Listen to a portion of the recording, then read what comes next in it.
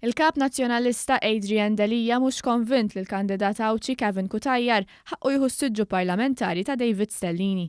Wara akkużi ta' irregolaritajiet fil-votazzjoni tas-sibt tas-siġġu ta' Stellini, it-tnejn filgħodu l-koordinatur politiku tal-Partit Nazzjonalista Jean-Pierre De Bono bagħat ittra lill-kap nazzjonalista Adrian Delija jarfu li ma kienx se jaċċetta s-siġġu parlamentari. Madankollu sorsi qrib il-Partit Nazzjonalista qalu li Delija mhux konvint li jrid jagħti s-siġġu parlamentari lil Kevin Kutajjar. Fil-fatt, Adrian Delija talab parir kostituzzjonali biex ikun stabbilit jekk is-siġġu jrid jintela bil-fors minn kandidat Awċi.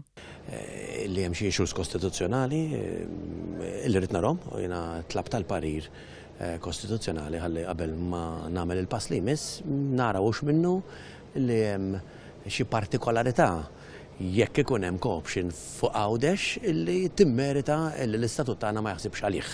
Iżda Kevin Kutajjar sostna li jrid is-siġġu parlamentari ta' David Stellini.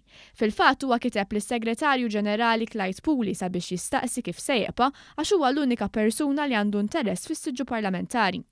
Fuq Facebook, Kevin Kutajjar kiteb: wara d-deċiżjoni tal-bieraħ ta' Jean-Pierre De Bono li rtira l-interess tiegħu li jimla siġġu parlamentari li David Stellini ċeda fuq Għawdex, jien ktibt lis-Segretarju Ġenerali tal-Partit Nazzjonalista biex nitolbu jinfurmani kif ser imexxi l-partit.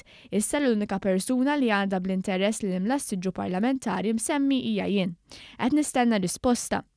Kevin Kutajjar ġimbuttatu użat b'saħħa mill-fazzjoni tal-eks kap nazzjonalista Simon Busuttil u mid-deputat nazzjonalista Chris Sajt sabiex ikunu li jieħu s-siġġu parlamentari ta' Stellini. Manuvra li ħolqot inkwiet ġdid fil-Partit Nazzjonalista, tant li l-firda bejn iż-żewġ fazzjonijiet laħqet livelli li fi kliem in-nazzjonalisti stess il-partit mess il-qiegħ.